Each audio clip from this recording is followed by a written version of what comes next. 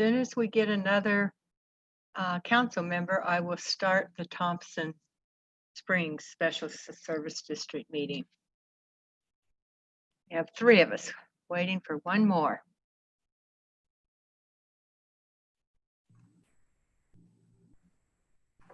Hey, Mallory, just to confirm, you're going to do minutes for Thompson, correct? Yes. Okay.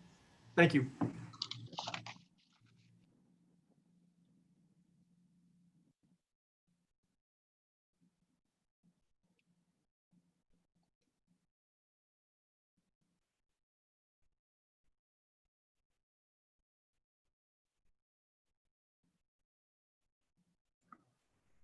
Mary, Kurt just jumped in if you want to go ahead and start. Oh, okay, I didn't see him. He's not showing up on my, oh, there he is. Hi, Kurt. Okay, it is 4:01. We will begin this Thompson Springs Special Service Fire District Administrative Control Board regular meeting. People who wish to call in can call in by 669-900-6833. Meeting ID 815-5825-8367. Password 674925. Call to order. Are there any citizens to be heard? Valerie? Me. I do not see any citizens to be heard at this time. Thank you. Oh, never mind. Not for Thompson Fire. Not for Right. Thompson's Fire. Do we approval of minutes for May 16th, 2020? Do I have a motion? Evan, I would approve those minutes as presented. second? Second.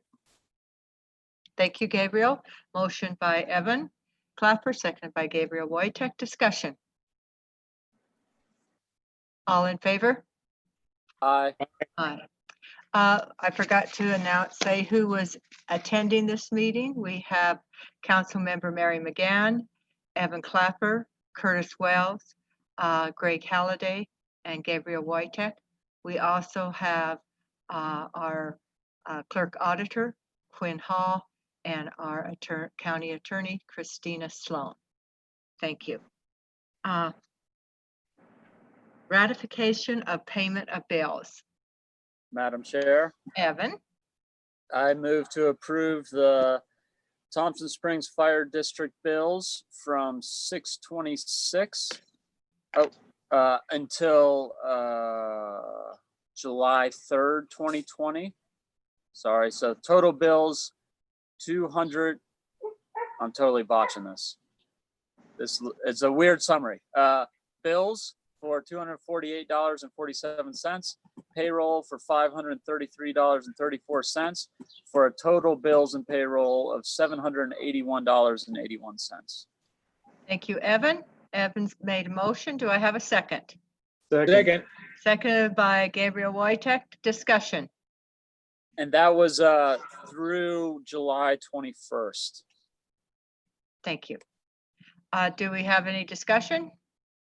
Call for a roll call vote. Gabriel Wojtek, Aye. Jalen Hawks, Yes. Greg Halliday, Yes. Curtis Wells, Aye. Evan Clapper, Yes. Mary McGann, yes, passes unanimously. I have the report. Recent incidents on 6/24, standby Amtrak medical situation. Responded on July 1st to 1-car rollover, I-70 mile marker 195. 7 on the 4th, unresponsive juvenile, I-70 at mile marker 197. On the same day, the 4th, brush fire on I-70 mile marker 221. On the 5th, brush fire, mile marker 150. On the same day, there was another brush fire at 195 mile marker. On the 7th, there was a brush fire. West Thompson structure was threatened. On the 9th, investigated large amount of smokes. North Thompson was a grill. On the 10th, there was a false alarm fire report on I-70, mile marker 204. On 7/11, report of a person down Sago Canyon, false alarm.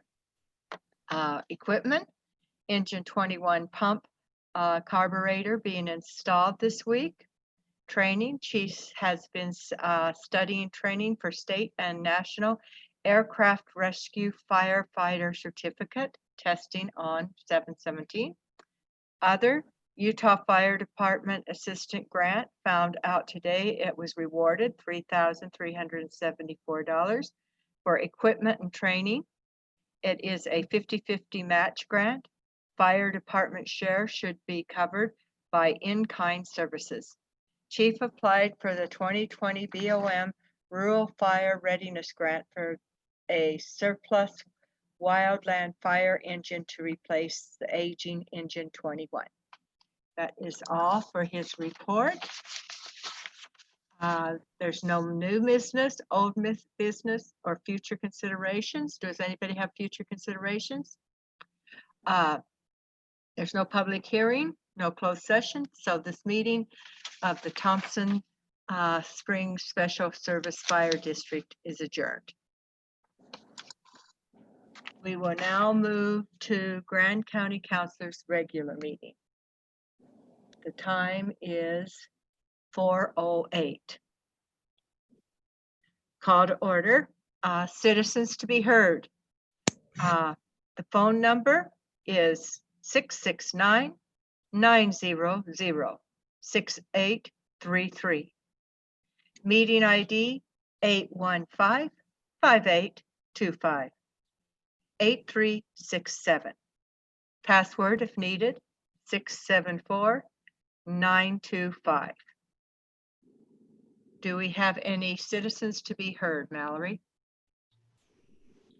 We do have some people on. I'm not sure if they're looking to participate right now, but let's see. We have James Green, Reed Pendleton. Yeah, I've got a quick comment. What's that, Reed? Yeah, I've just got a quick comment. Okay. So I just wanted to maybe clarify something that was done in the workshop when we were talking about the previous applicants for the 313 area. The one thing that I think there's a lot of confusion on with my overnight accommodations application was that there's already a set of standards for that overlay to be applied. And so the overnight accommodations overlay, which is what I was applying for, which basically just gives the permission to build a campground there, but I still have to come to all the standards which we just passed in January. And so this whole area plan to, decide what kind of developments and stuff out there and, the different zoning types isn't going to really apply to the overnight accommodation stuff because we still have to apply for that separate overlay, which is still bound by its own set of standards. That's all.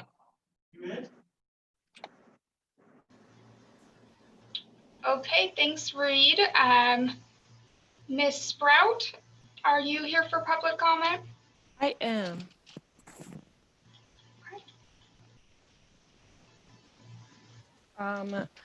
So my name is Anna Sprout. I'm actually a teacher at the high school, and I've spent the past couple days reviewing the high school's reopening plan. And when compared to the CDC school reopening guidelines, Grand County High School's plan is actually considered high risk.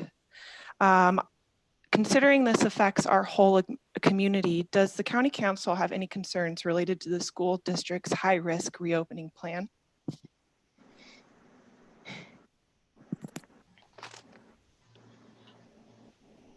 The county council has very little say in the business of the school district. Does any of the county council have any comments on the opening plan for the school? Another question is, have any of you reviewed it? I have not. I would highly recommend that folks within our community review it. It's very concerning to me as an educator and to me as a person.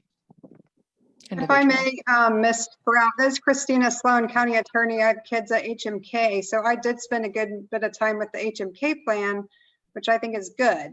I haven't spent any time with the high school plan. Is it different? So from what I was given by our superintendent, the plan is more geared towards elementary school. Considering that within this plan, there are talks of playgrounds. I see on average 100 kids a day. That will not change. The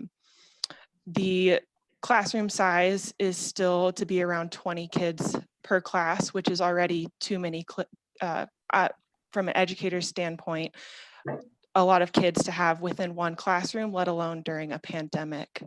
My class itself would, following social distancing guidelines, handle only 10 students per class. And there has been no news, or from my knowledge, consideration of hybrid learning or remote learning during this pandemic coming into this next school year. Okay, thank you. Thank you. Thank you. And okay, thank you. I I will certainly read. understand, Christina. I just, there's a lot of other considerations that I don't, that I'm unsure are being considered with the high school. Thank you, Ms. Sprout. I will read that plan. Thank you. Do we have any other citizens to be heard? James Green, are you on for public comment? No, I'm waiting around for peak view. Thank you. Okay. William Hanson, are you on for public comment right now? No, just for the view gate. Okay. And let's see, Michael Johnson, are you on for public comment right now? No, I'm just here to listen. Thank you very much. Okay, that's it, Mary. Thank you very much. We will move. We have joined us since the Thompson Springs, Jalen Hawks, and I saw Rory Paxman has joined us as council members. Thank you. We are now to approval of minutes. Do I have a motion?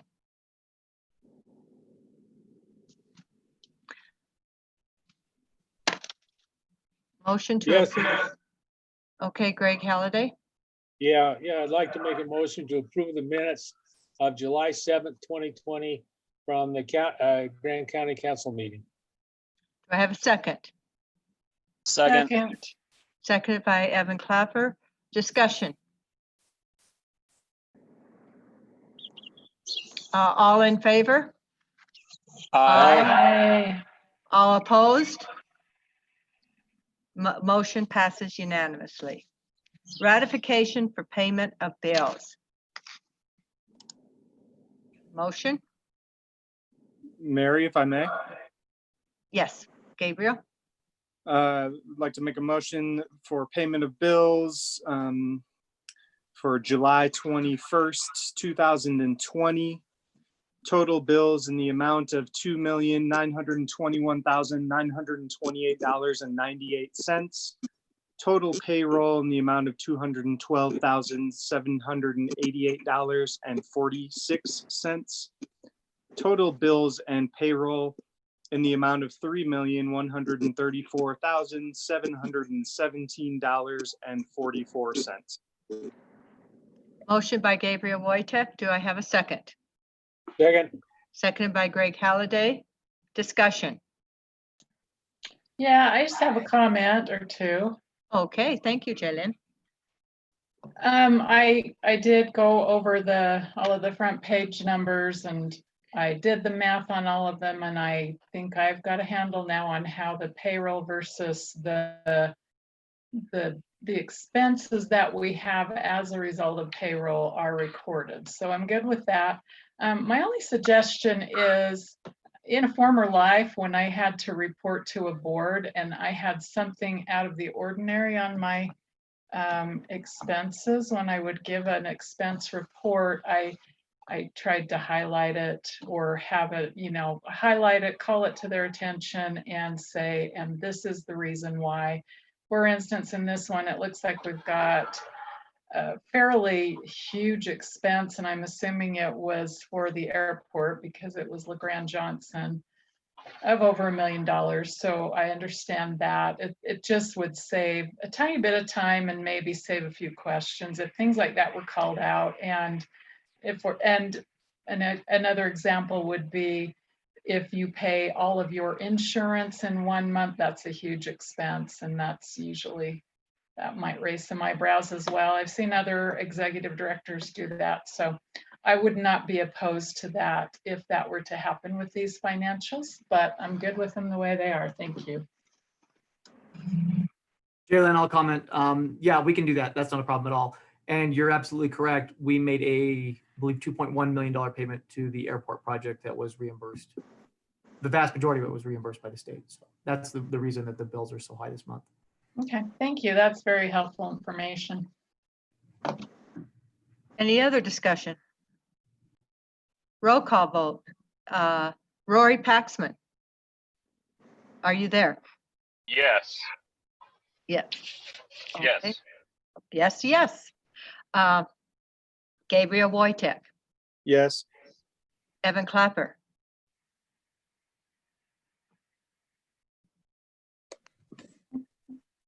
Yes. thank you.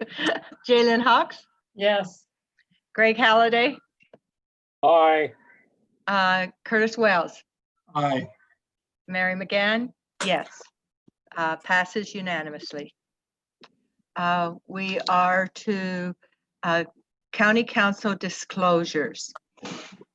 Do we have any council members that have anything to disclose on this evening's agenda?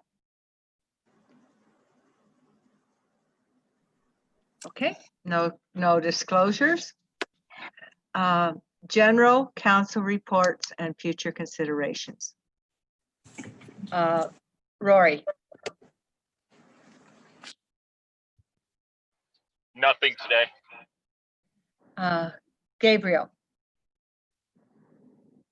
Yeah, I attended the Canyonlands Healthcare Special Service District meeting on July 9th. That was kind of right after, but even before it came on the news, the very, very tragic circumstances at the nursing care facility in Blanding. Everything in the facility here at the Canyonlands Care Centers, thankfully still all clear. Everyone, the staff and administration there has done a remarkable job in partnership with the hospital to keep all the residents safe there. Certainly the residents and families there are still really hurting and looking for solutions because the state's, the health department on the state level still has all facilities like ours basically in red. And, of course, to avoid the types of scenarios like they saw in Blanding, but it doesn't make it any easier for those residents and their families who have now gone months without having had any contact. And so they're really trying to sort of receive some guidance, and there are more innovative solutions now out there. I don't know if any of y'all have seen these, they have these walls, that you can, these hugging walls now that you can do without making actual skin to skin contact. Just anything, because the residents in the facility, the sort of the digital communication isn't something that they're necessarily used to. So it really doesn't mean the same to them. And so it just makes all the more important the efforts that we've been taking to sort of do what we can to be preventative about quelling the virus. Let's see, there was the Moab Area Watershed Partnership meeting. That was the 15th. That was last Wednesday. That was out at the Spanish Trail Arena, which it was a good attempt at trying to do something live. Felt due to technical difficulties, I sort of went home and jumped onto the Zoom. Like, you know, I went there in person and distanced, and it just wasn't really working. Lots of echoing, lots of feedback, lots of funny stuff. So anyway, it was a good effort. But in terms of the summary that Mark Stilson from Division of Water Quality gave, there wasn't really, I didn't really feel like it was a little bit more of a summary of the previous meetings, in the sense that still the goal is to finish the adjudication process to establish water rights, existing water rights in the valley, and then really be able to eventually adopt the groundwater management plan, which all hinges on establishing what is safe yield in the valley. And that still is a pretty, I don't want to say thorny, but there's definitely a lot, there's definitely different perspectives on how that safe yield number is going to be derived. And it'll be interesting to see once the statutory requirements are resolved with regards to adjudication, what the state water engineer and the powers that be sort of are able to determine. It's all pretty hard to really pin down, because you know, you can monitor and monitor and monitor, but you know what's going to happen. What's going to happen when there's drought years, before and after development. There's so many moving variables and moving targets and setting that number, which makes it particularly tricky as we continue forward in developing water. When we're really unsure if we're already mining water, which is the term used to sort of what the state defines as going past safe yield, which is where the water table won't replenish itself if we mine it. So it's all going to be an interesting and probably a process of a couple more years at least. And then Grand Water Sewer, that was last Thursday, the 16th. Just a quick lake report. The June 30th reading on Ken's Lake storage dropped below the 15-year average. Year-to-date precipitation is about 75% of average. That's all I've got. Thank you, Gabriel. Evan. Let me unmute here. Trail Mix continues to meet remotely. There's been some more discussion around the bike park, which I think we've all been receiving a bunch of emails about.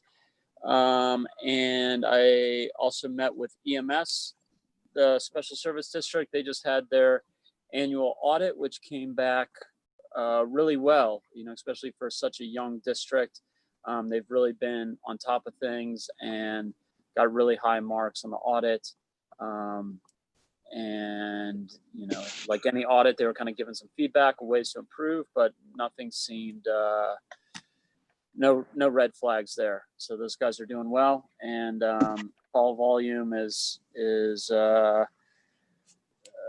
you know, close to average, and plans for the new facility are on schedule.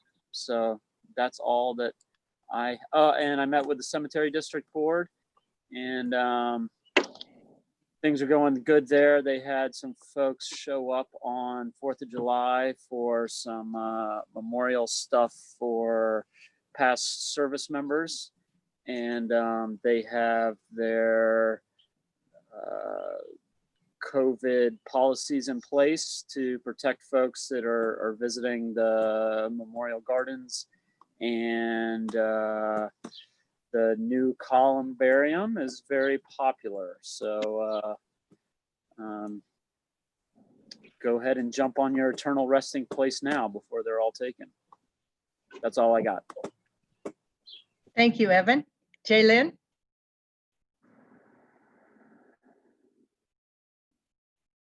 You're muted. Jaylyn, you're muted. I know. Okay. I have to get my Word document down so that I can unmute myself and I already had it up. Okay, here I go. Sorry. Oh, that's okay. Went to Planning Commission meeting and they voted on, they had 4 excellent candidates applying to be the commissioner to replace Abby, who was hired by the county. We will be approving that tonight, hopefully. And of course, you heard in our workshop about the citizen comment survey. Any and all ways to get the word out would be very helpful to them. I did not attend the Housing Authority meeting. I was not able to, but I did read through their documents and they are of course moving along very nicely. They've got 14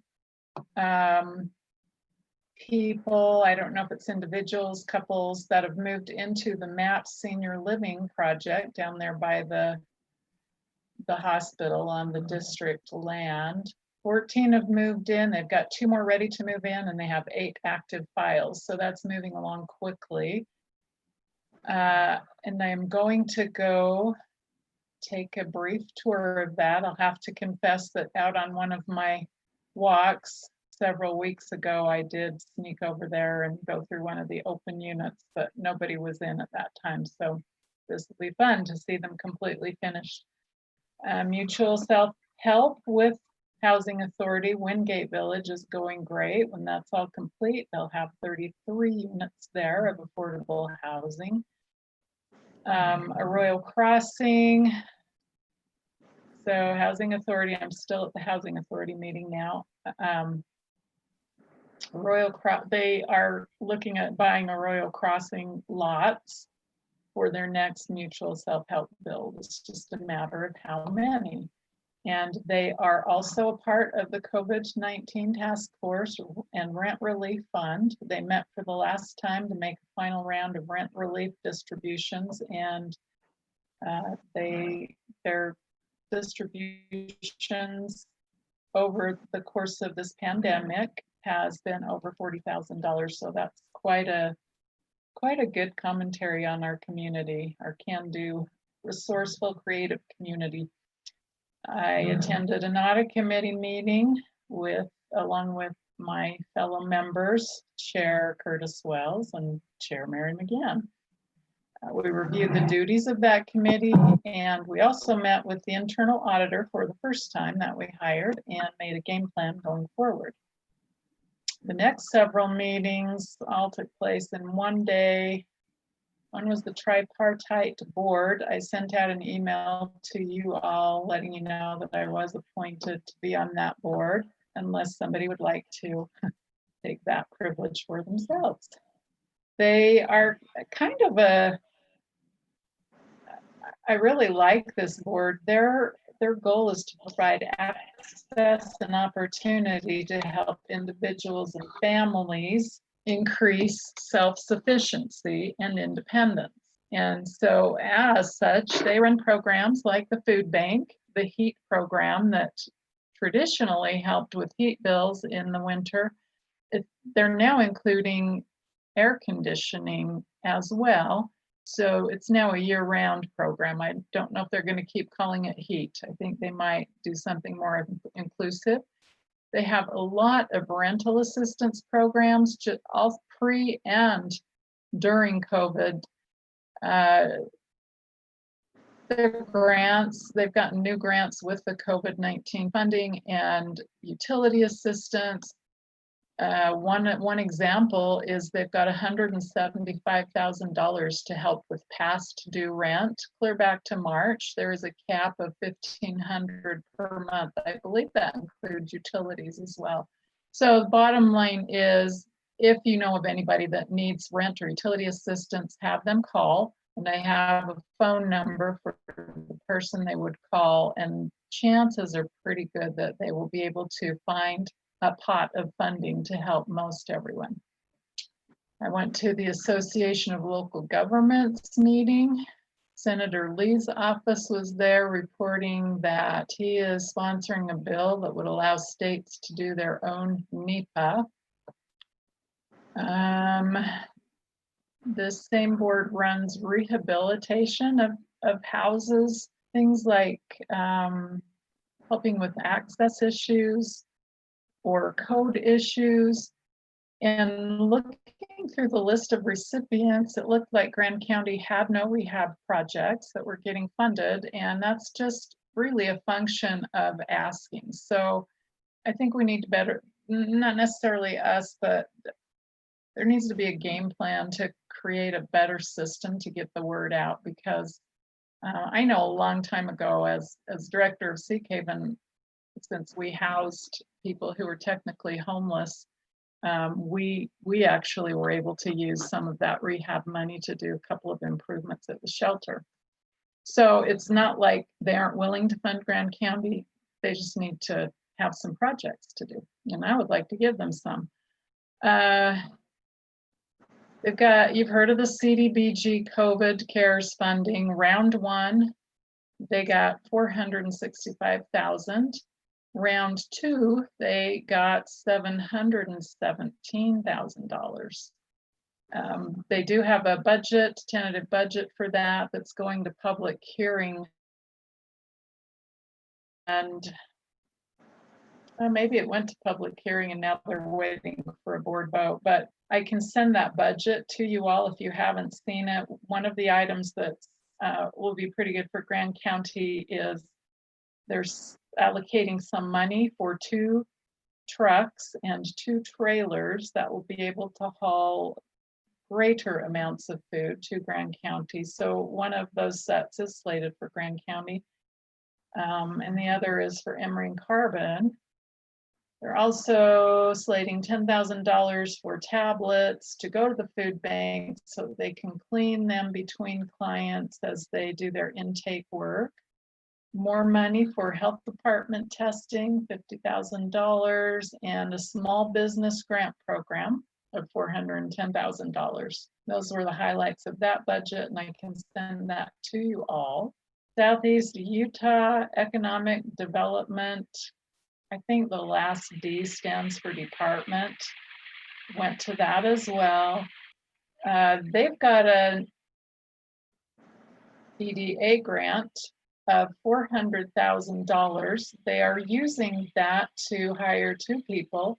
One is an economic development strategist, and if you know Jade Powell, he will be taking that position. The other has not been hired yet, but will be housed at UAC, and that will be a financial planner strategist, so that as the economic development projects come on board, that person's job will be to find the money, the creative funding to fund the projects. And I also learned at that meeting that Curtis Wells is the newest member appointed to the Governor's Rural Partnership Board. That's all I have.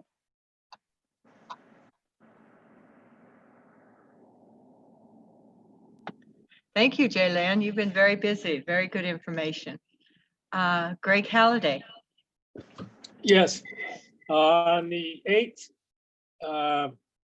was the Thompson Water District up there. I was not able to attend that. On the 14th was the Conservation Service District. Currently, the NRCS is going to be doing some restoration work in Pack Creek.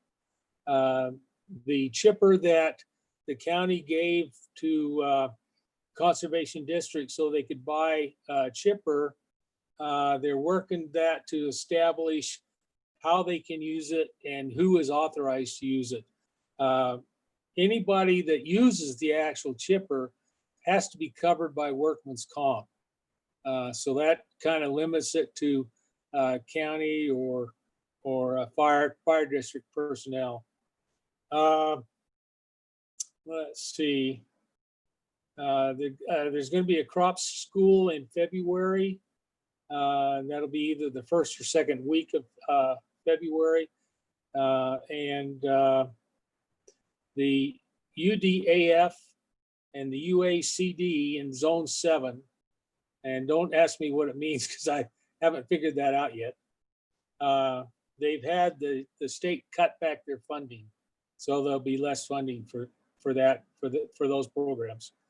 On the 14th, also at the Transportation Special Service District, what came up there is that whenever the state does a major asphalt project, they have to do what's called a test strip. And in the past, they've just put it down anywhere. And if it's good, that's fine. Or if it's bad, then they have to rip it all up. Well, usually it's good.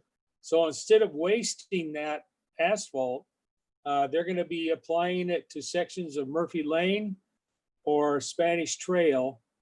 And I mean, it's not free, but it's a much reduced cost.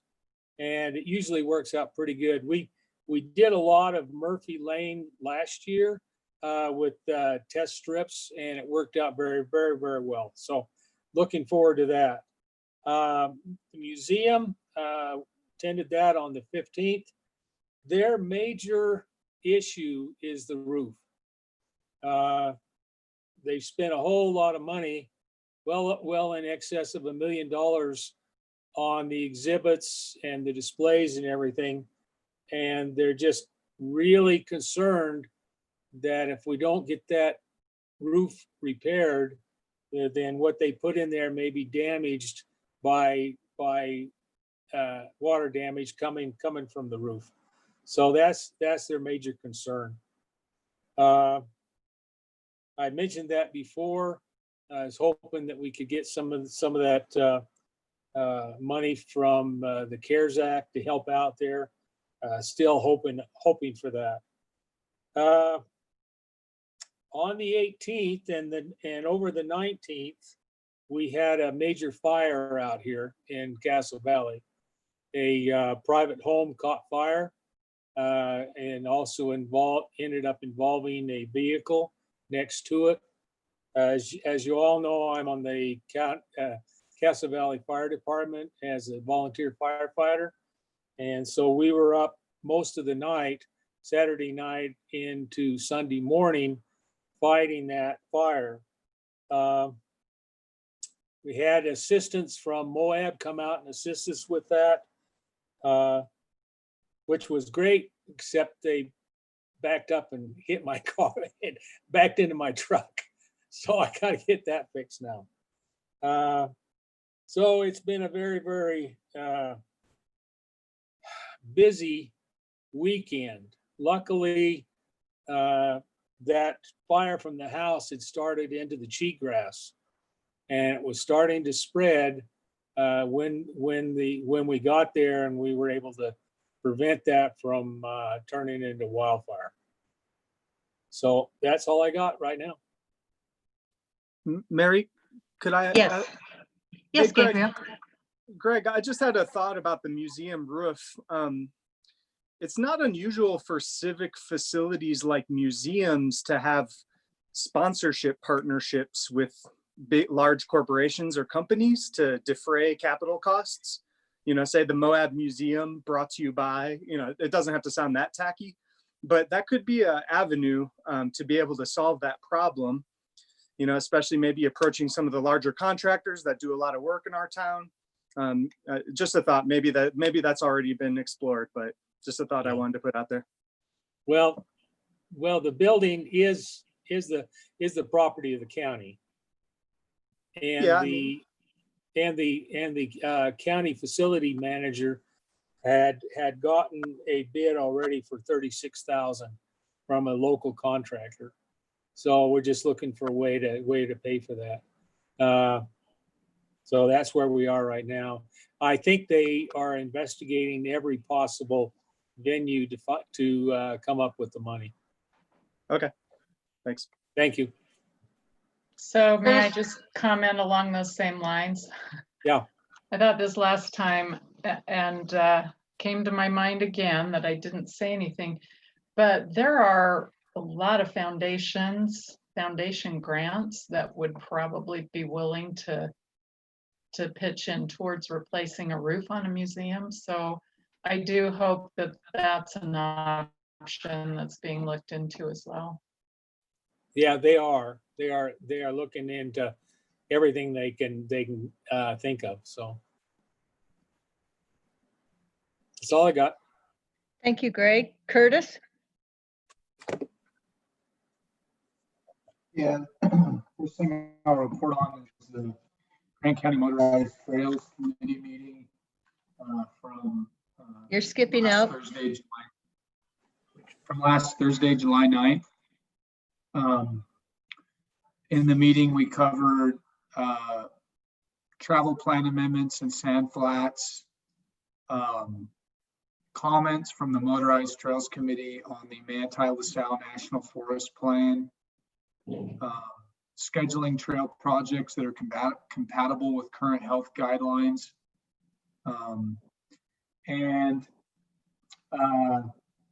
Next thing I'll report on is the Mosquito District Board. It's a pretty low activity year, being it's a non-flood year, as you can imagine. Trap counts are down. Primarily what the Mosquito District is dealing with is just some issues with kind of HR employee issues, and trying to, I think, continue to stabilize their staffing. Fortunately, we've got a new manager of that district this season, and new employees. And so, fortunately, the demands on that district are much lower than they were last year. And so, I still think that, last year when we were having issues with the district, and we were, the county road department and the airport played a big role in kind of assisting the district, not to mention myself, just as a council member, getting involved on day-to-day things, and also Chris Baird. And at that point, we had a discussion about would the district function better as a Grant County department and not as a special service district. I'd be interested at some point, kind of having that discussion again with the district board and then the county council. And, it seems like my opinion on that hasn't changed, and that's not a indictment on any of the district board members or staff, but I can see a lot of enhanced stabilization that the service and that function could realize as being a department of the county. So that's something that's kind of been on my mind. Jaylyn, moving on, Jaylyn provided, I think, a really good update on our audit committee meeting and the work that we're doing. So I won't really get into that. Today we called for another Arches Recreational Hotspot meeting for a week from tomorrow. An update that I have on that is on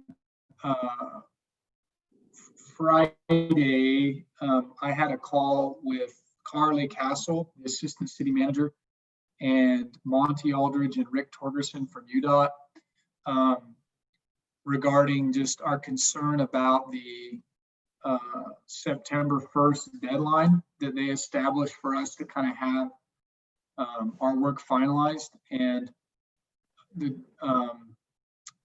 to the progress that we're making on our parking project and the approval from UDOT, they've extended our deadline to November 1st of this year. So the Arches Recreational Hotspot Committee has an extra 2 months to finalize work, which I think we're going to need.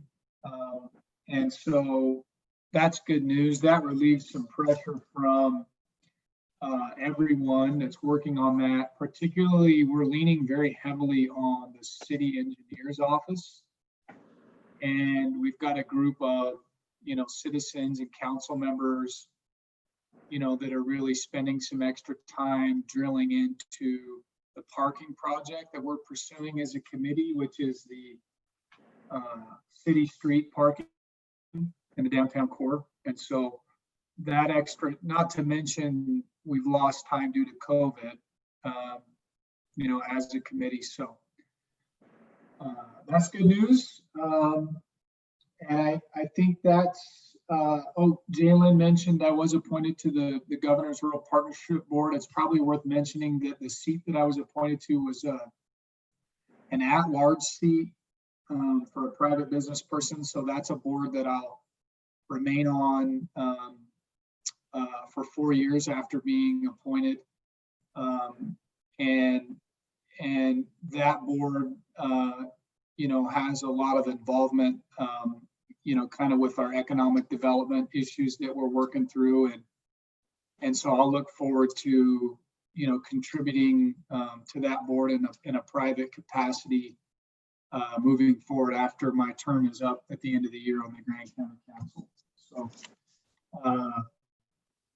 that's all I have. Thank you.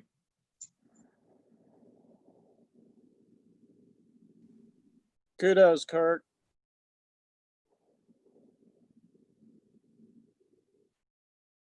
Thank you, Curtis. I just received word from the maintenance department that the cost of fixing the roof on the museum is the Moab contractors bid was $47,365, and Conwest, which was out of this area, was $43,555. He just wanted to make sure people knew those were the real numbers.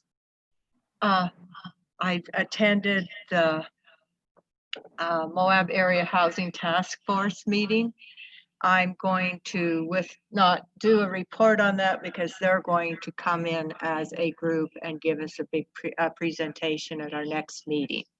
So everything will be repeated. So I will cancel that. I did go to the homeless coordinating meeting. The active recovery is seeing a large number of people are relapsing. They're working to engage people with recovery. They're doing crisis phone interventions and doing activities to try to engage families and such, but there's been a big uptake in relapsing. Four Corners is also seeing an increase in calls. They're very busy. There are 116 employment openings for Grand County. They're very happy. The hospital reported that they're able to see their people in hospice. They can see them in person rather than on phone. And so that's a much more effective way to help those people in hospice. So they were very happy to report that. There's one veteran voucher left, if anyone knows of a veteran that could use some help with housing. The Moab Area Partnership has opening. 6 homeowners have closed at Wingate Village, and 5 is in the second group and will close soon. Interact is open 4 days a week, Tuesday through Friday. And I had the last 2 weeks, I did not have a bunch of meetings, so it was quieter than usual. So that's all I have to report.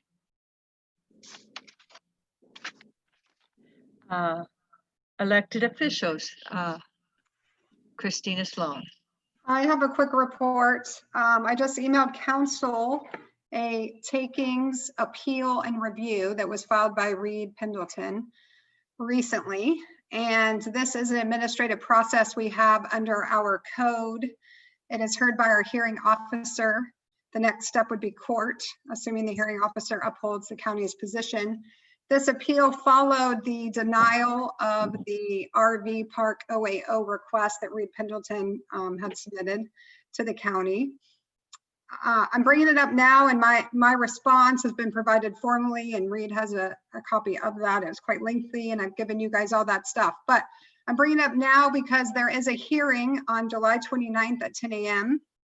And the public and council are invited to attend and or comment. This is pursuant to our land use code and the process that's set forth in there. And if the public does want to comment, then they can send comments to Mila at grandcountyutah.net. They can also appear at the hearing by calling 259-1343, and all this information was published in the newspaper. It's a quite technical issue, takings, but our code allows for this public comment. So that's that. Certainly, council, if you guys want to attend, you're welcome to, but you don't need to. CED staff will be there. I will be there. I assume someone from the administrator's office will be there. That is my only update.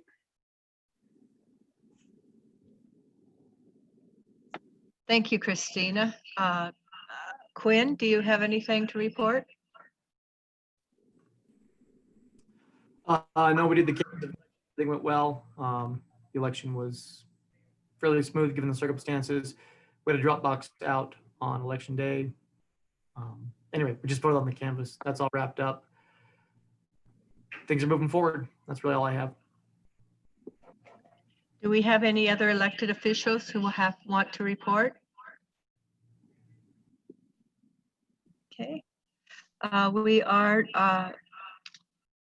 you, Mallory, are you going to do the council administrator report, or are we skipping that this week?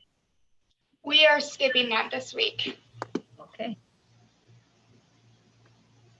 We have a report from Judge Danilee Welch on the Justice Court. So Danilee, are you on?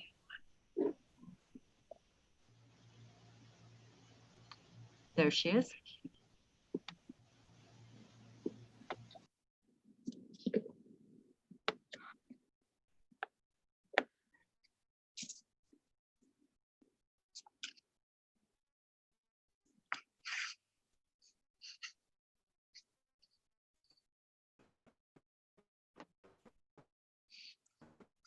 Danilee, we do not see you or hear you.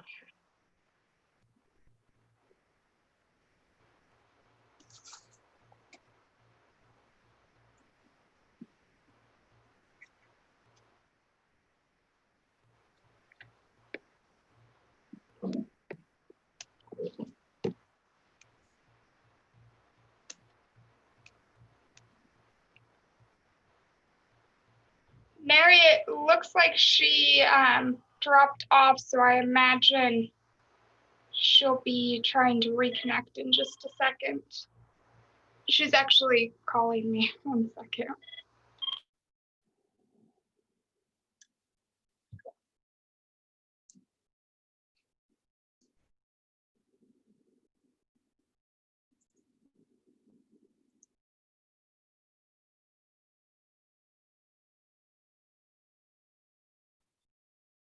Hey, Mary, can we move on and then just come back to her?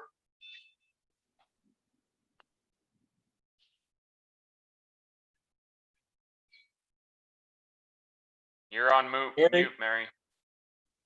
Thank you, Roy. Our next order of business is general business and action items. We could move on to that until she arrives. The first one is item B, approving the establishment of a working group committee to investigate solar farm options for the community for the purpose of sustainability and zero emissions control. Andy Solvik. Good evening, everybody. Council, staff, and the general public. Andy Solzwig, Airport Director. Just wanted to, this came from the Airport Committee to request for the establishment of a solar panel committee. About a year ago, there was discussion about trying to look at revenue options at the airport. It came up about solar farm. Well, with that said, they're considering the idea of either land on the airport or land surrounding the airport, that there's a lot of open space up there, and maybe trying to consider the idea of a solar farm. This is preliminary, this is for discussion, and investigatory purposes. Some of the individuals that are interested in being on the committee include Howard Trenholm, Bill Hawley, Jody Patterson. All three of those are on the airport committee, and then Elaine Gisler with the travel and tourism. There is interest in having representation from Rocky Mountain Power, as well as BLM and SITLA, and then any other consulting advice or services out there. So with that said, it's just a request to create a committee for just to see what we can find out. Do I have a motion?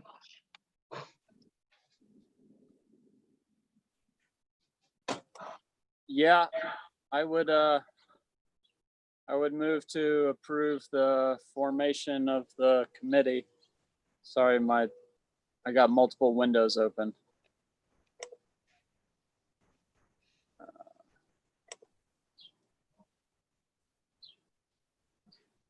Is that enough of a motion?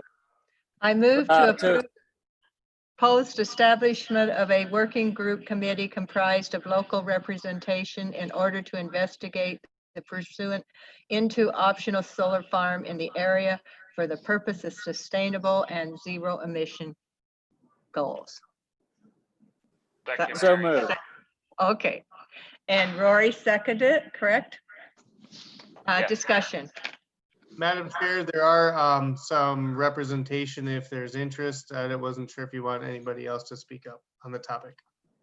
I don't think there's any need Okay. unless they have something to add that they really want to add.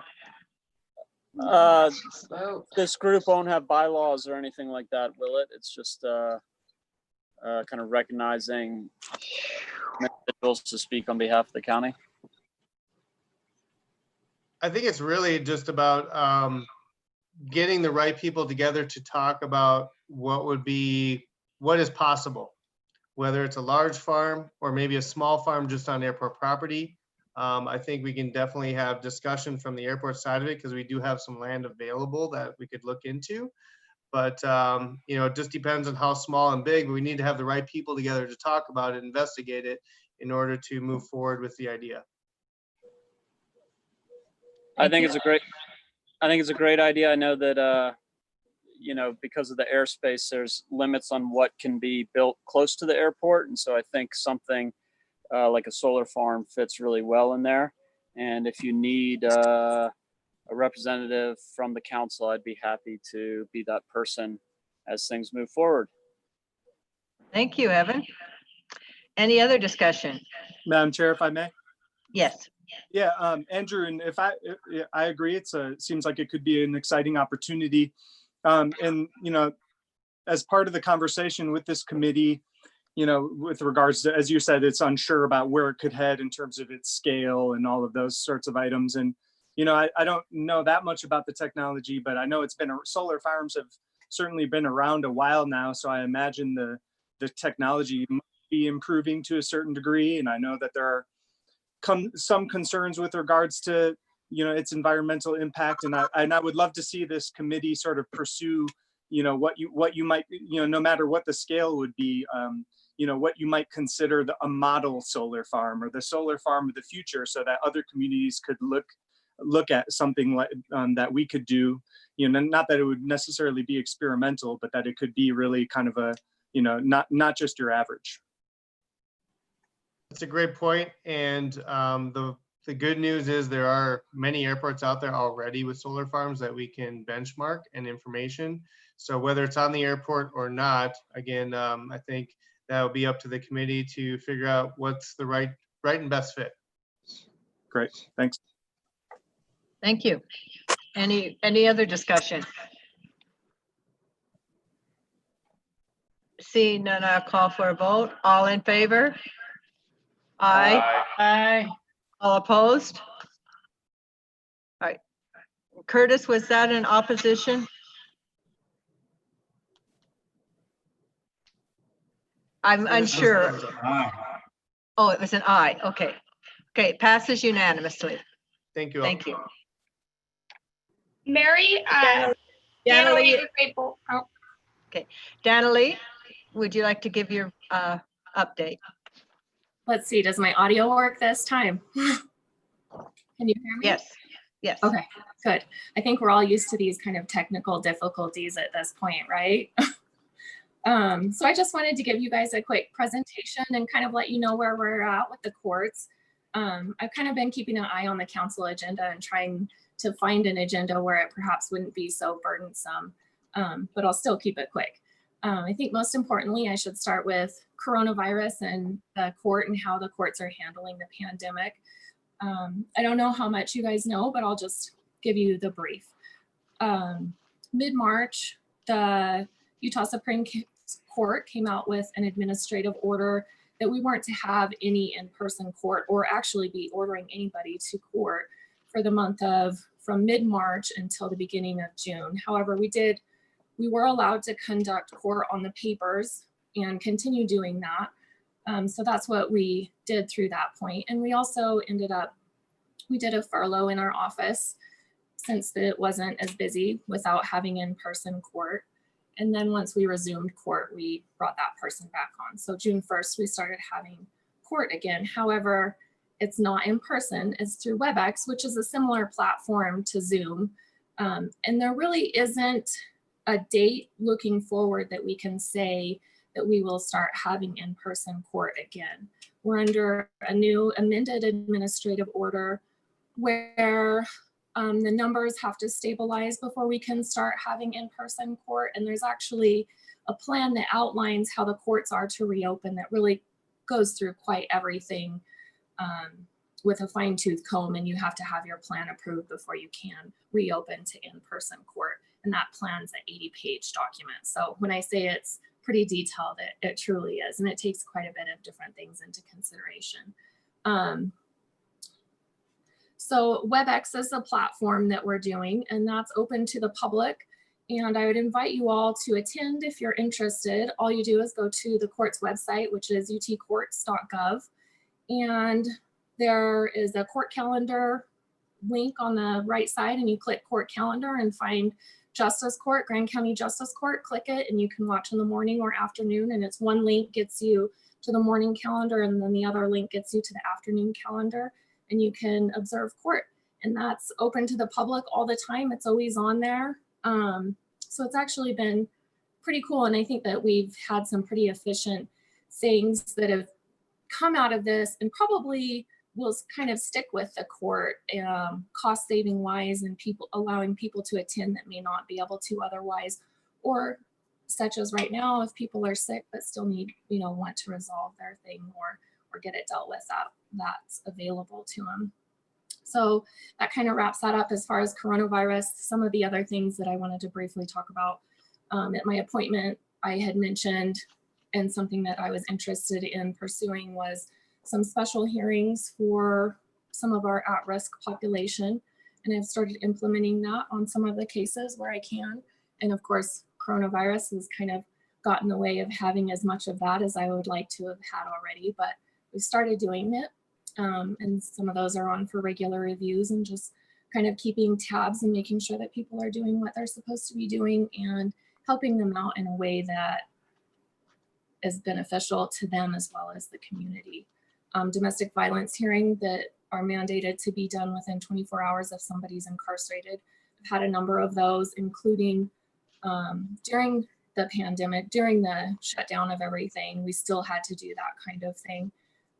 Issuing pretrial protective orders, that's something that's addressed on every domestic violence case. And then also warrants, anytime somebody's arrested on a warrant, they have to be seen by the court immediately. So those are some of the things that I felt like really needed to be implemented as they are required by law. And those are things that have been taking extra care to make sure that we're doing. But in general, I think that all is going really well. And I've had a lot of support from within the office, within the county, the judiciary, the administrative office. And it's been really a great experience and well welcomed. In fact, I've actually been recently appointed to a newly founded well-being committee, and I am the representative for the state, for the whole state for justice courts. So that's kind of an honor, and that's a new committee that's just started. So that's kind of all I wanted to say without taking up too much of your time. But I also, did anybody have any questions about how things are going or just in general? Questions? Anyone? Thank you very much for the update, Danilee. Thank you. Have a good day. Sorry about the technical problems. They seem It to worked happen out. at the beginning of every thing. Okay, thank you. Thank you. Bye-bye. We are now moving to item C, approving voluntary appointment to the Planning Commission. Jalen Hawks. Okay.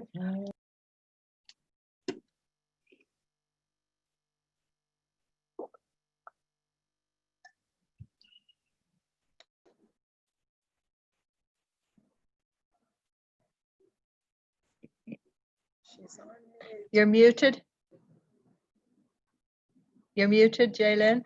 I thought I unmuted myself. Did you hear all of the goings on before then? No. As I mentioned, Planning Commission had a task trying to choose between 4 very talented, capable, and passionate people wishing to fill the position of Abby, vacated by Abby. They did make a decision, and the others were told to please reapply because there may be a couple of openings after terms expire at the end of this year.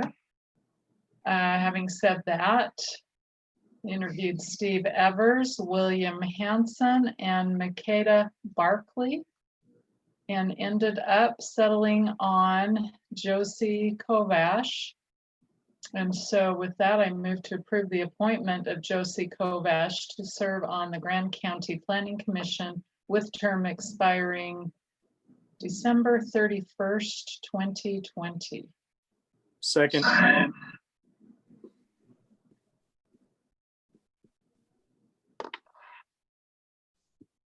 Barry, you're muted. Motion by Jalen Hawks, seconded by Gabriel Wojtek. Is there any discussion? Seeing none, I'll call for a vote. All in favor? Aye. Aye. Aye. All opposed? Passes unanimously. We are now to item D, approving Grand County's Rural County Grant application as recommended by the Grand County Economic Development Advisory Board. Elaine. Good evening, Madam Chair and County Council and elected officials. What we are requesting is approving the Grand County Economic Development Advisory Board's recommendation for funding allocation through the Rural County Grant Program established by SB 95/2020. We're looking at possible grant funding of $100,000, which we feel is pretty secure. The committee and the board has been working over many weeks to identify the funding areas that we would allocate this particular funding to. And what we have decided upon were the following. Administration would be $4,000 for an AmeriCorps Vista, and I did meet with the Free Health Clinic about the possibility of a Vista to work on economic development, and that looks like a good solid number. We looked at $70,000 for business retention expansion and a fund that would help and prioritize industry diversification, job creation, minority-owned businesses, and COVID-19 relief recovery. And also included in that would be a Grand Area Innovation Network event. There was a larger event held this past February, but due to the COVID situation, it would be more of a virtual networking opportunity. And then as far as education, we looked at a obviously reduced business summit, nowhere near what we had earlier this year, and trainings that we would for that we would be able to offer. And then scholarships for individual businesses, which would include USU Moab and other education providers. So we're hoping that the county will agree or approve this request where we've got the funding allocated, and based on that, we will then fill out the application for the grant.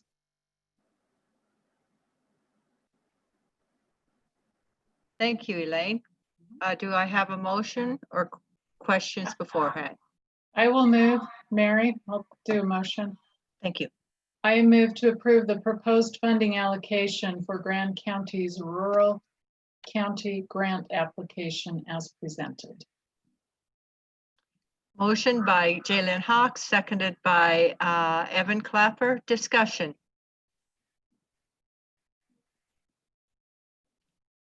Seeing none, all in favor?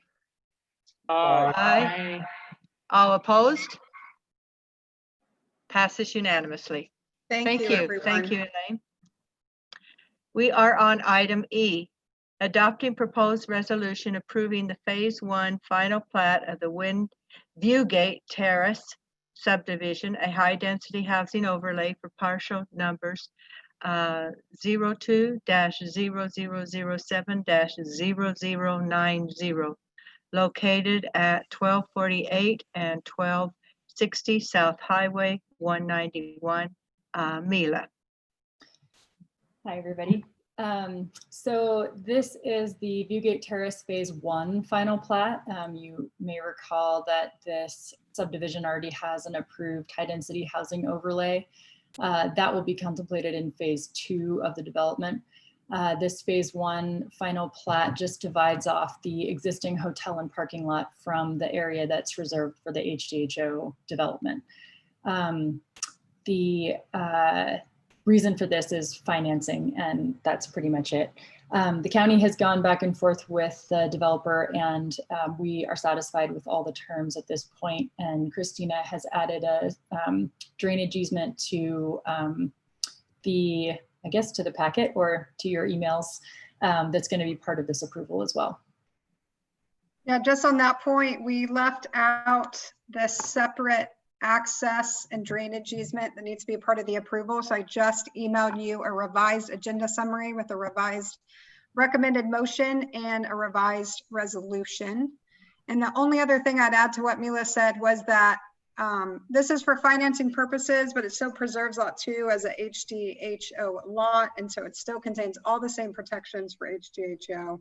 So we worked through all of that with the developer, and Bill Jackson was very involved in developing this drainage easement, and he approves it. Thank you. Do I have motion or questions? I'm just looking for that updated verbiage for a motion separate from what's in our current packet. I have it in front of me. Want me to read it? That would be wonderful. Okay, the ordinance for the Viewgate HDHO has not yet been recorded, which is typical for the process. Oops, that's not the. That's a Mary, different thing. Do you want me to do the motion, Mary? Yes, please. Okay. I move to approve the Viewgate Terrace Phase 1 final plat and stormwater drainage and access easement for real property known as 1248 and 1260 South Highway 191. Motion by Jalen Hawks. Do I have a second? Second. Second. Thank you, Evan. Discussion. Thanks to staff and attorney's office for working this out to get it ready for approval. Excited for some housing. Thank you. And congratulations to the developers. Yes. Thanks. Okay, Thanks, do we guys. have any other comments or discussion? Okay, I'll call for a vote. All in favor? Aye. Aye. All opposed? Passes unanimously. We are now on item F, adopting the proposed resolution approving the replat of amended lots 35 and 38 in the Blue Vista subdivision. Mila. All right, this one is very straightforward. These two lots are owned by the same person and they are contiguous and they would like to combine them. You are seeing this because the replat process can go to council if the owner of those lots if they meet these terms and they don't want to get all of the signatures from everyone else in the subdivision. That's the other option. So this applicant opted to go to council to allow you to approve the lot combination. I'll make a motion. Okay, I move to adopt the proposed resolution approving the replat of amended lots 35 and 38 in the Blue Vista subdivision. motion by Evan Clapper. Seconded by Greg Halliday. Discussion. Mila, was there anticipated opposition to combining these by the neighbors? Is that why they came straight to us? No, it sounded like it was more that there's a number of people that don't live in town and they would be hard to get a hold of. Any other questions or discussions? Seeing none, I'll call for a vote. All in favor? Aye. Aye. All opposed? Passes unanimously.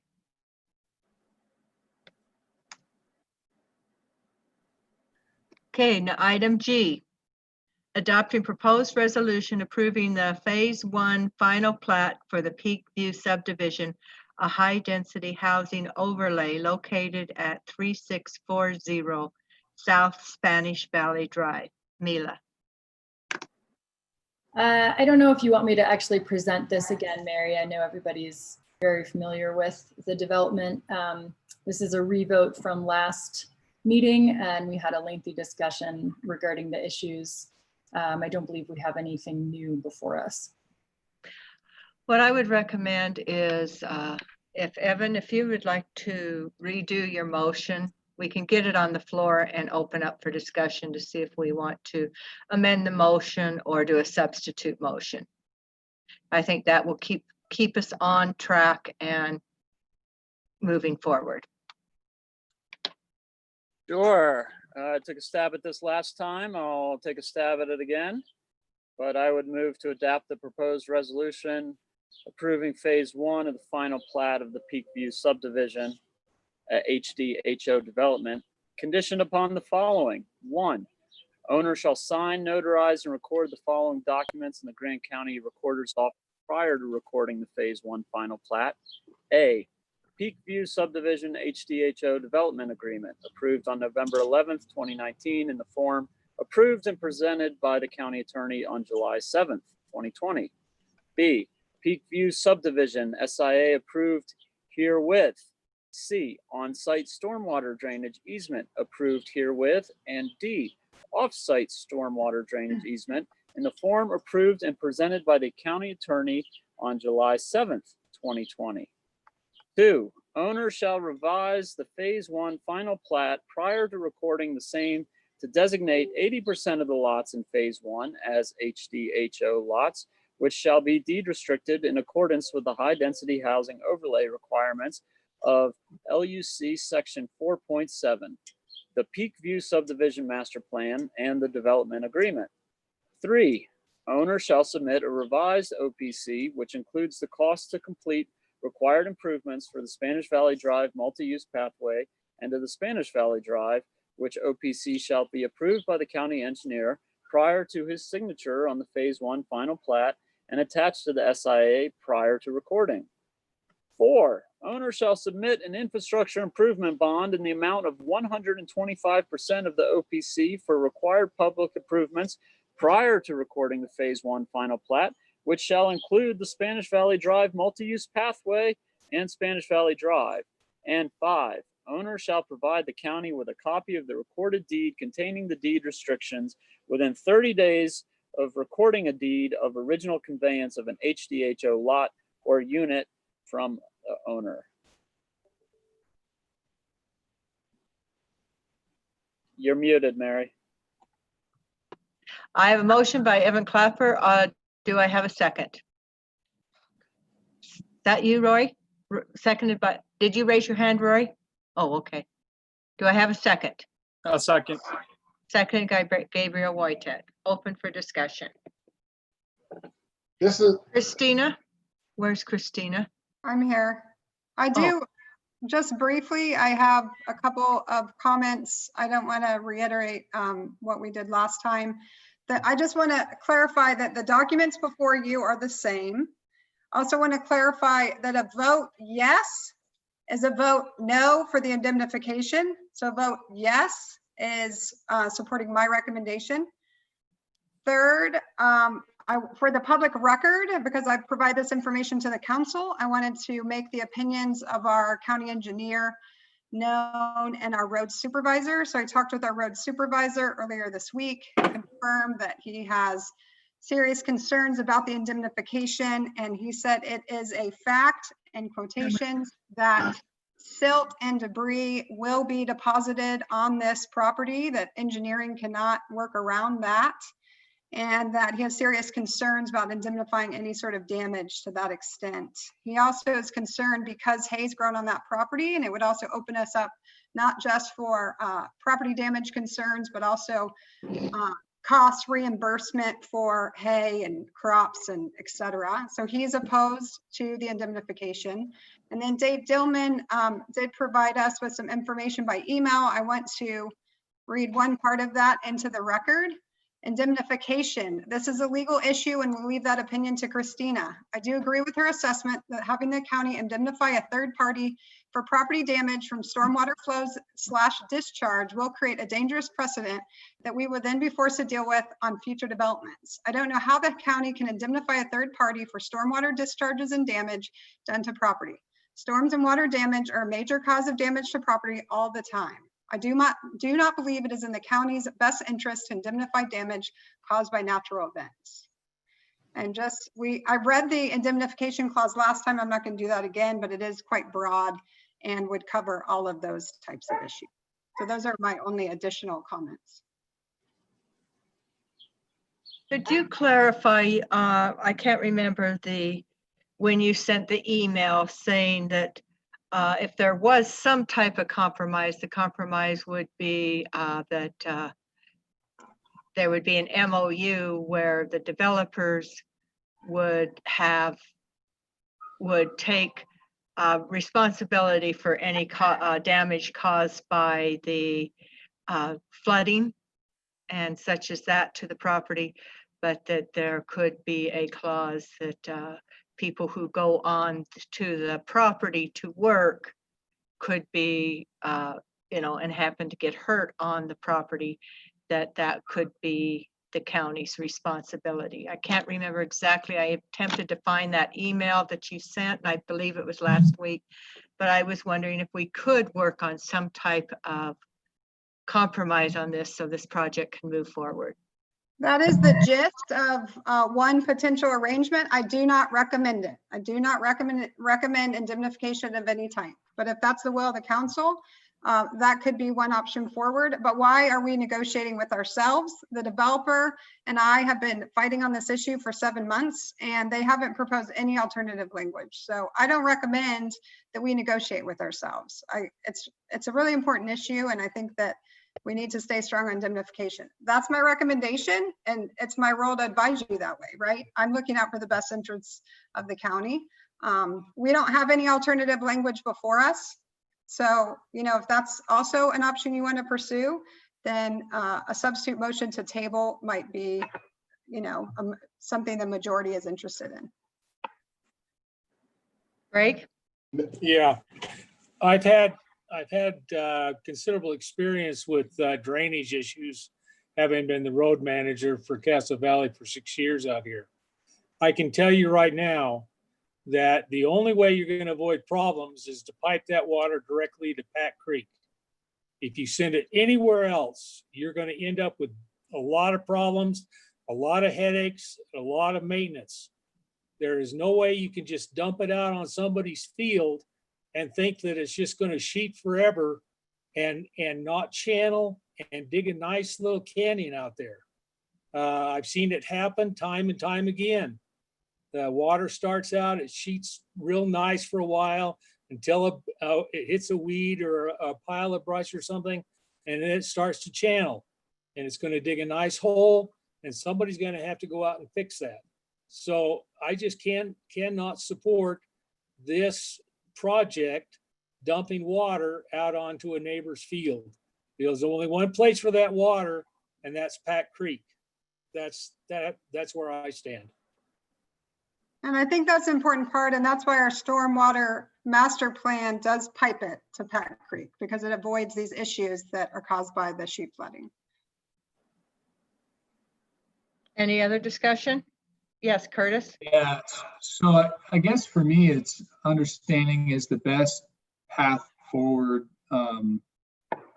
approving without indemnification, or essentially allowing this, allowing the current motion to fail again, and then just providing some more time for the parties to negotiate something that works or come to an agreement. I guess that's the question that I have.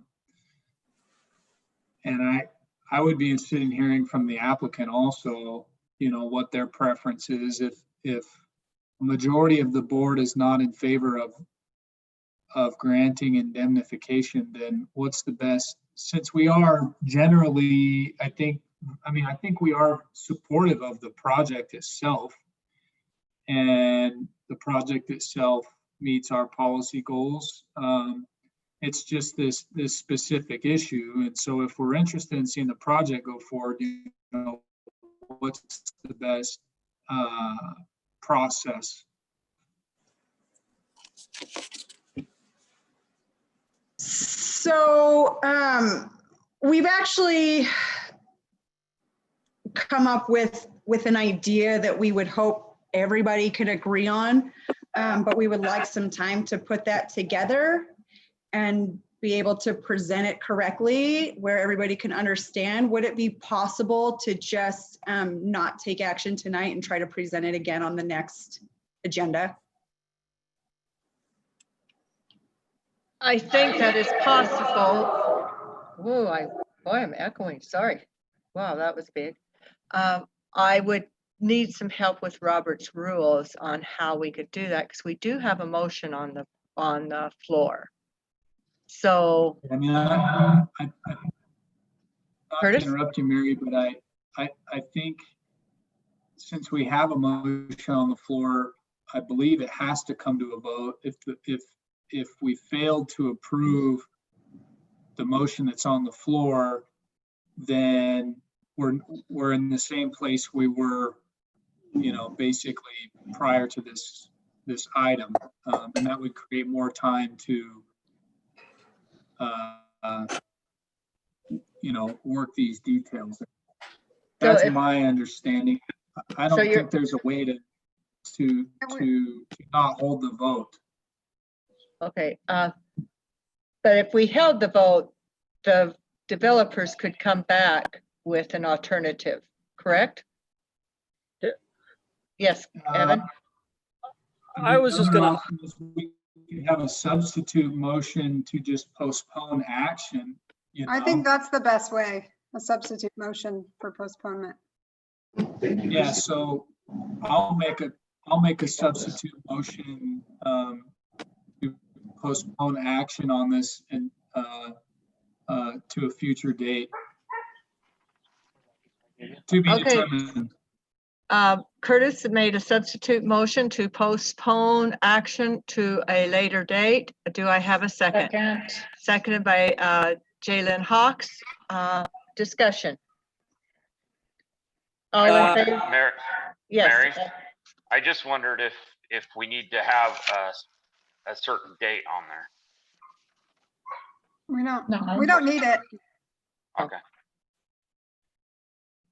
Any I other would, point of discussion, I would just highlight that me personally, it's hard for me to imagine any identification that I would feel comfortable with. Basically asking the county, i.e. the taxpayers around here, to be responsible for an act of God in order to aid an individual developer's project is not something that I kind of really see ourselves comfortable with, or see myself being comfortable in supporting. You know, I am in support of the project. That's why I made the motion last meeting to move forward under the conditions presented by our staff and attorney. And that's why I made the motion again today. I'm fully in support of the project. I'm not supportive of putting additional liability on the taxpayers of the county to make this happen.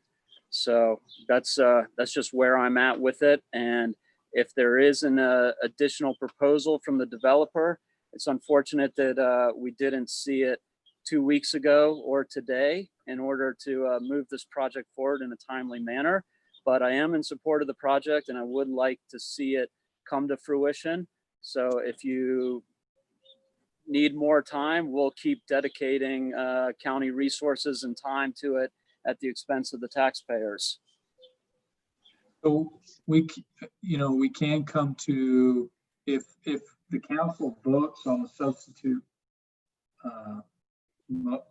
for the substitute motion, and we come back in 2 weeks, we can still have the motion entertained that Evan made today, and the council can also have the opportunity to make a motion that's reflective of any potential alternative at that point. I mean, but just not knowing what those options are, I guess, would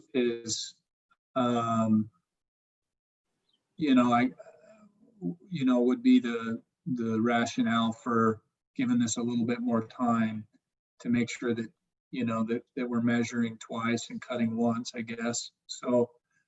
Yeah, I get that. And I can definitely appreciate that. I want to get things done right the first time. I think my point is more that, the attorney's office and the planning and zoning department have put a lot of hours into getting to this point. And for me personally, I don't really see much changing from where we are now. I just lost a train of thought there.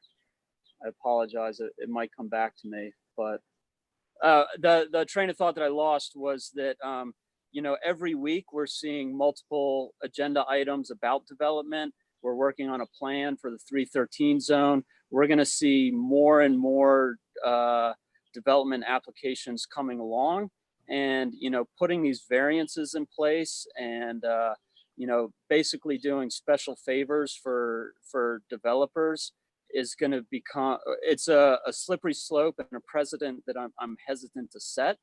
And so I, for one, would rather keep it clean and just kind of move forward with, the drainage plan that was put in place by hours of staff plans that has been, all the development in the county has kind of been happening under this drainage management plan. And it just seems like a big ask to ask the taxpayers to be responsible for any kind of future flooding or debris that comes from this project. And so it's hard for me to see any kind of plan coming forward in the next couple weeks or 4 weeks or couple months that's gonna really change that exemption from the motion that was made last week and this week again. But I'm just one vote. So I would like to see this project move forward. And I think that the way that it's outlined here is very reasonable. Mary, may I comment? Yes, you certainly may. I really want to see this project succeed. I'm excited about it. I know that planning staff and planning commission, along with the attorney's office, multiple entities have put lots of time and effort into this. I also want to commend the developers for the time they've put into it. And I, for one, am glad that they are willing to come back with a second alternative that will hopefully work for everyone. Because as I said, I'm very excited about this project and I want to see it succeed. Having said that, I too am very hesitant to place risk upon the taxpayers via us. And so I'm excited to see what is going to come forth. And I think the time and effort everybody has put into it will hopefully pay out in the long run, and we'll have more affordable housing, workforce housing. Thank you, Jaylen. Any further questions or comments? So just to, oh, it looks like there's some folks that want to speak. Excuse me, Curtis? Looks like there, I see some folks raising their hand that would like to speak. Where? They're on my screen. Oh, okay, Wesley. Wesley? Yes, hello all. My name is Wes Felice. I'm a law clerk for Hershey, Bear, and Clayton. We work for the developers. The developers would like to present their alternative option tonight. We wanted to try to put this off just a little while so we could work through engineering and in the attorney's office to make sure that this is an acceptable proposal. But the developers asked us to go ahead and at least present what our plan is. And what the developer would like to do is to remove the county from the drainage altogether. Instead of having the county have to indemnify the third party individual, the county there would be no dedication of the drainage, and the developer would basically take the drainage, move it onto the other property, and then go ahead and indemnify the Spears themselves, and the drainage would remain, the easement would remain in favor of the Peakview development instead of the county. So that is our alternative proposal to this, which would effectively get rid of the indemnification issues by making the drainage a private drainage instead of a public drainage. Christina, this sounds like something you would have to look at and study and such. So even I'm glad to hear what the idea is, but I do still think that we need to postpone it to get to get the rewording. Yeah, absolutely. And I appreciate that presentation, Wes. I'll definitely need to get with Dave. My obvious concerns would be ensuring that the responsible entity, whether that's a developer LLC or more likely the HOA, has sufficient funds and credit to actually address, the required maintenance and possible indemnification or whatever you work out with Jennifer Spears. So, that's something we'll have to review once you get it to us. So I'm comfortable with the motion on the floor. Yes, Curtis. Just a procedural question. So we've got a substitute motion on the floor right now. We're in discussion, and so we're preparing for a vote on the substitute motion to postpone this action until a later date. Yes. Okay. Any further discussion? All those in favor of the motion of postponement, say aye. Aye. Aye. All opposed? Aye. Passes. Rory said aye too. So it passes 6-1. Evan Clapper voting in opposition. Thank you.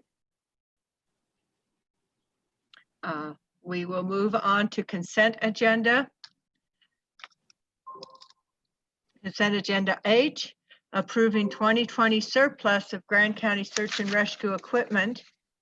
Nancy May, Grand County Search and Rescue Administrative Assistant, and Cody McKinney have proposed this, adopting proposed resolution, amending resolution number 3215, updating the Safety and Accident Review Committee membership with the Assistant Council Administrator serving as a voting member and the Vice Chair.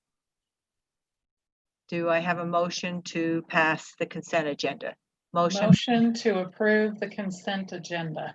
Motion by Jaylen Hawk, seconded by Greg Halliday. Discussion. Yes. Yeah. On the accident review committee, since there's a red line version and we're making changes anyway, I will just note that on page 181 of the packet, which is the version that comes out of the red line version, there is a place where the word review needs to be changed to reviewed. And it's also the red line version, same thing, but that's on page 193.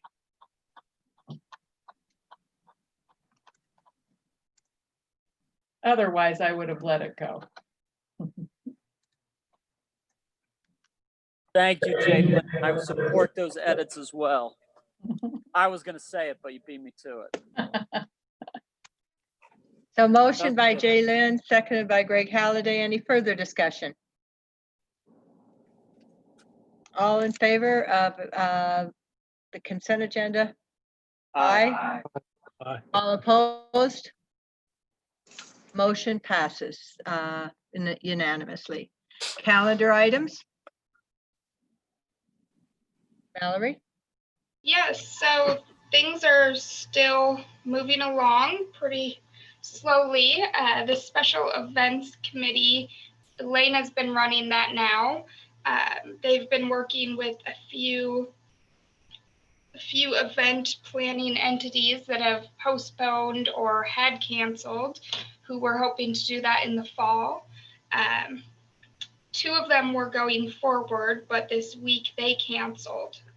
That would be Rally on the Rocks, that was hoping to reschedule for September 8th through the 12th, and then Outer Bike, which was hoping to go forward October 2nd through 4th. But Elaine has been very, very busy taking on all of that and working with the health department.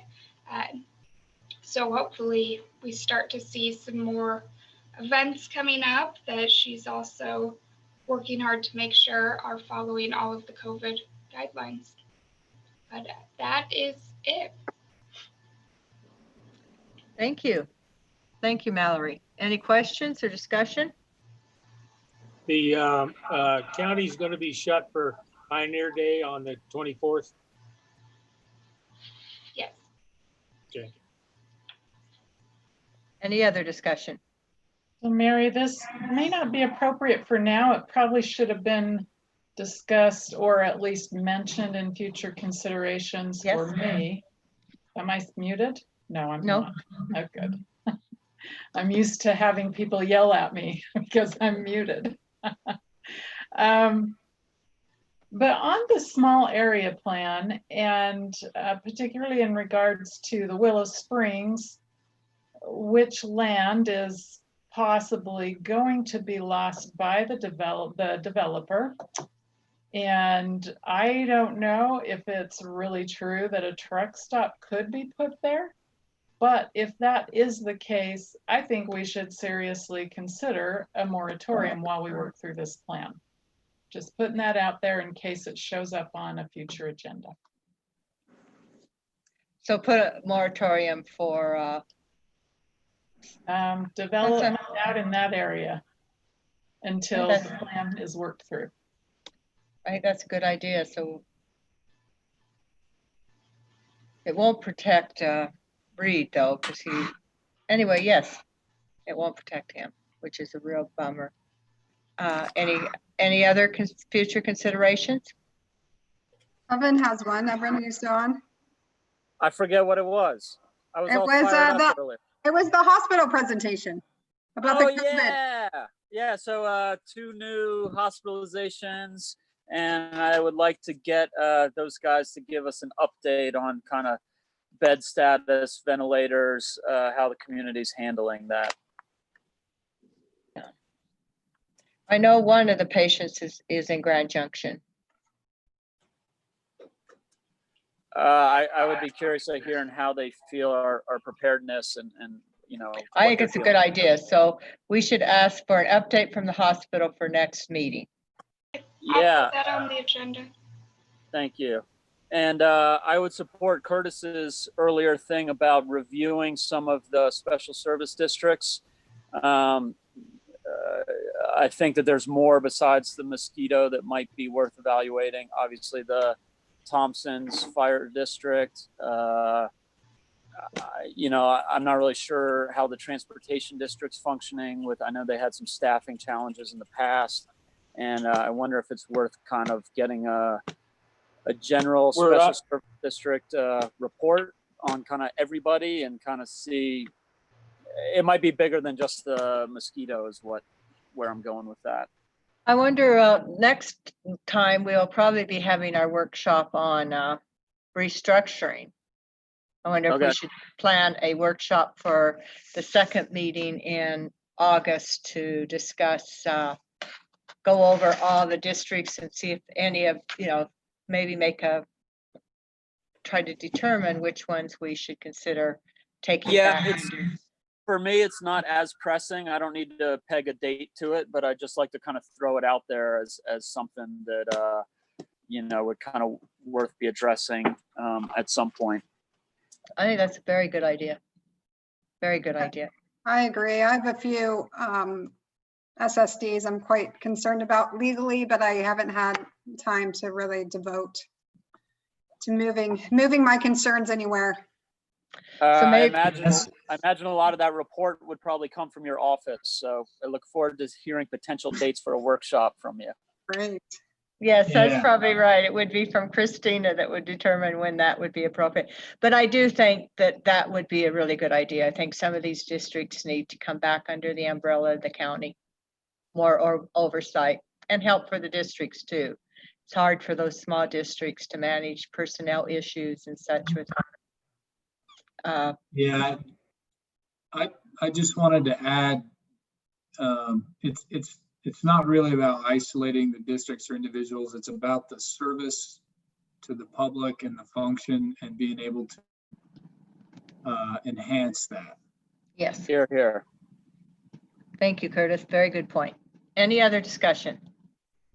Yeah, I just like to comment that we got a new member for the transportation district this last time, so we're up to four voters now. But we haven't voted on them yet, have we? No, they didn't get the paperwork in. Okay. I have it on the agenda for August 4th. Okay. Thank you. Any other discussion? Ladies and gentlemen, it is before 6 o'clock. Outstanding. We have. I don't know if it counts when we start at 1:30 or whatever. Yeah. Uh, You just move it forward and then applaud yourself for finishing earlier. Yeah. Of course, we had a workshop. We've had workshops at 2 and then gone till 8 or 9 at night. So this was good. So Yep. we do not have a public hearing and we do not have a closed session. So I will adjourn this meeting of the Grand County Council regular meeting for July 17th, 21st, 2020. Thank you, everyone.